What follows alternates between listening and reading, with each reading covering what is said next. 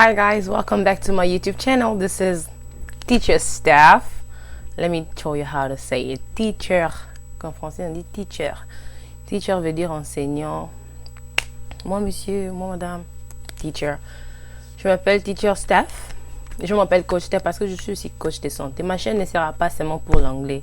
J'ai aussi de cours de santé, de fitness que je veux mettre sur ma chaîne. Alors attendez-vous à tout. Alors aujourd'hui, nous allons rentrer à la case de départ. Nous allons parler de la base, qui est l'alphabet. Alright, so one thing I want you guys to know about the alphabet. The alphabet helps us to recognize lower and upper cases. L'alphabet nous aide à reconnaître le majuscule et le minuscule dans une phrase. Alors, l'importance de connaître l'alphabet, c'est que tu seras capable d'identifier le lowercase et le uppercase. En français, on dit, je pense, c'est le majuscule et le minuscule. En anglais, c'est lower and uppercase. Quand tu pars quelque part, on te dit write a lowercase or write a uppercase. On te dit lower, c'est minuscule, and then upper, c'est majuscule. Ou bien, on peut te dire capital letter. Capital letter, c'est la lettre majuscule. Alors, quand on lit l'alphabet, quand on apprend l'alphabet, on doit savoir tout ça. Le majuscule et le minuscule. Lower and uppercase. Number 2. Alphabet, they are the foundation of our language and communication. L'alphabet est la fondation de notre langue et de notre communication. Avant de communiquer avec quelqu'un, avant de parler, avant de construire une phrase, tu as besoin de lettres et de l'alphabet. Alors, il faut savoir comment prononcer ça. Il faut savoir comment ajouter ça dans une phrase. Numéro 3. Alphabet helps us to know how letters and words are pronounced. L'alphabet nous aide à connaître comment le lettre et le mot sont prononcés. Si tu ne connais pas prononcer le lettre de l'alphabet, tu ne sauras même pas écrire une phrase. Alors, c'est très important de savoir comment prononcer un mot. Quelqu'un peut te dire I, toi tu penses c'est I. Vous savez? Non, quelqu'un peut te dire I, toi tu penses que c'est I. Il y a une différence entre I et I. Il faut savoir I c'est quoi, I c'est quoi. Quelqu'un peut te dire S, tu vois, tu confonds ça avec si. Des trucs pareils. Alors il faut savoir, quelqu'un peut te dire, on peut t'appeler sur le téléphone et te dit spell your name. Appelle ton nom, appelle-moi ton nom. Si tu ne connais pas l'alphabet, tu ne sauras même pas épeler ton propre nom, même si tu le connais en français, mais il faut le savoir aussi en anglais. Comme mon nom par exemple, Teacher Stephanie. Comment est-ce que si on me dit Hi Stephanie, hi, can you spell your name for me? Est-ce que tu peux épeler ton nom pour moi? Je vais dire OK. S T E P H A N I and E. That is how you spell Stephanie. C'est comme ça que tu prononces Stephanie. Alors, c'est vraiment important de savoir comment prononcer le mot pendant que nous apprenons l'alphabet. Alors, c'est pour cela que je commençais avec l'alphabet pour que vous ayez la capacité de savoir comment prononcer le mot, comment épeler vos noms ou votre nom ou le nom de quelqu'un ou le nom d'une chose. Parce que si tu ne connais pas comment prononcer le lettre d'alphabet, ça sera difficile pour que les gens comprennent ce que tu dis dans une phrase. Alors, c'est important de aussi savoir la différence entre le majuscule et le minuscule. En anglais, le majuscule, on dit uppercase et le minuscule, on dit lowercase. On peut te dire, tu vas à l'hôpital ou bien tu tentes de remplir un formulaire, on peut te dire write uppercase first or write lowercase after. That means, tu vas commencer ton nom. D'ailleurs, un nom propre commence toujours par une lettre majuscule. Il faut savoir déjà. Majuscule, si tu entends uppercase, veut dire majuscule. Quand tu entends lowercase, c'est minuscule. C'est ça la différence. Très important. Répète après moi. Uppercase et lowercase. Majuscule, c'est le uppercase. Minuscule, c'est le lowercase. N'oubliez pas ça. Alors, sans plus tarder, nous allons aller sur l'alphabet, comment prononcer le mot alphabétique. Alors, le noir, ce sont les lettres de l'alphabet. Et vous savez tous, dans l'alphabet, on a deux catégories. Nous avons le consonant et les voyelles. C'est vraiment facile à connaître parce que vous avez déjà l'idée de l'alphabet en français. Alors, il y a d'autres mots en français et en anglais qui sont presque la même. Alors, it's very easy. So, we have consonant and vowels. You know, in English, it's not voyelle. It's vowels. Vowels. Une chose avec l'anglais, il faut vraiment utiliser la langue, like Ça va permettre à d'autres personnes de vous comprendre. Il y a aussi d'autres mots que vous pouvez prononcer comme si c'est en français, mais il faut toujours pratiquer les Les Ça va vous aider aussi à improve votre English. Alors, commençons. Je me souviens, je vous ai dit dans la vidéo que j'avais posté avant, suivez les dessins animés des enfants, lisez les livres des enfants, parce qu'il y a des chansons sur YouTube où on montre aux enfants comment lire l'alphabet et c'est facile pour tout le monde de comprendre. Nous allons commencer avec l'alphabet et la prononciation. Tout ce que je veux ici, faites très attention, pay very much careful attention to my pronunciation. Regardez ma prononciation, c'est très important de savoir comment épeler votre nom en utilisant les lettres de l'alphabet.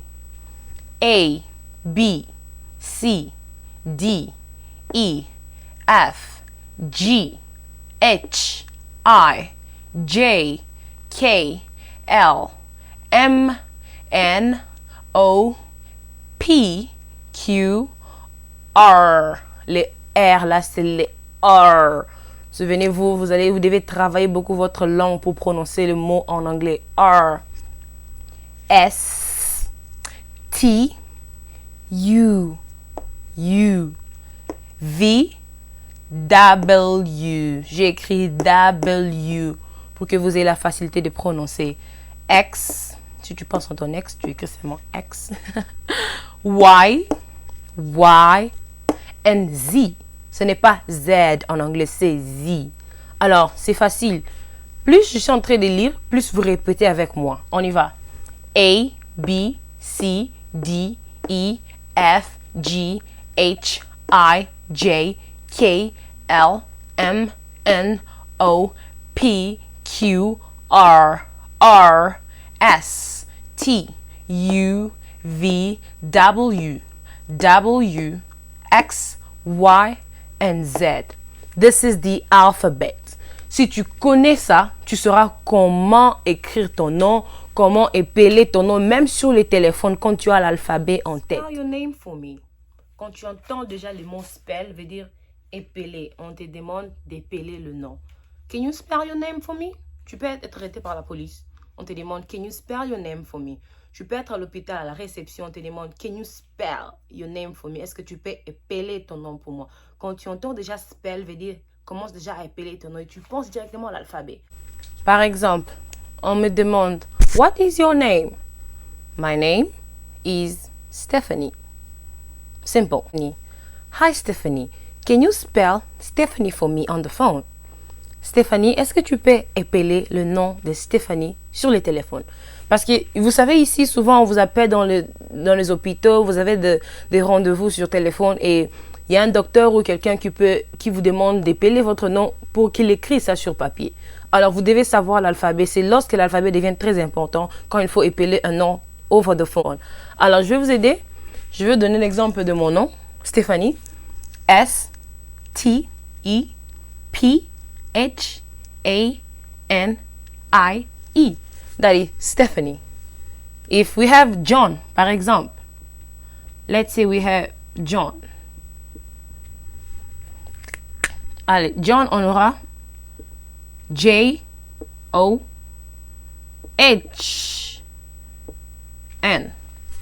Hi John, can you spell your name for me? Salut John, est-ce que tu peux appeler ton nom pour moi? J-O-H-N. L'alphabet est très important. Alors, votre devoir aujourd'hui, vous allez rentrer, vous allez revoir la vidéo et réciter l'alphabet. Si tu es capable d'écrire ton nom, de réciter ton nom sur un téléphone sans regarder l'alphabet, tu as déjà passé la classe numéro 1. Tu passes déjà, tu donnes 10 sur 10. Alors, n'oubliez pas l'alphabet. Alors, je vais vous introduire aux voyelles. I will introduce you guys to the vowel. Malheureusement, il n'y a pas l'alphabet en lingala. On va rester avec le français. When it comes to vowel, we have 1, 2, 3, 4, 5. 5 vowels and a special one, which is Y. Quand il s'agit de voyelles, nous avons 1, 2, 3, 4, 5 voyelles et l'Y qui est entre voyelles et consonnes, c'est vraiment spécial.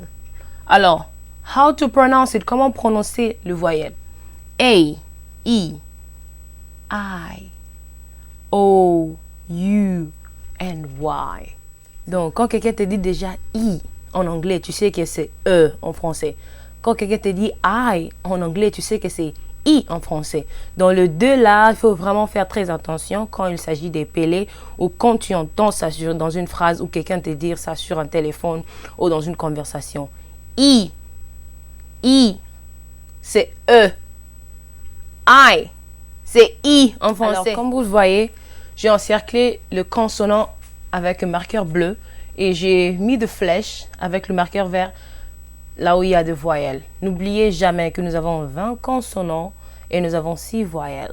We have 6 vowels and 20 consonants. Never forget that.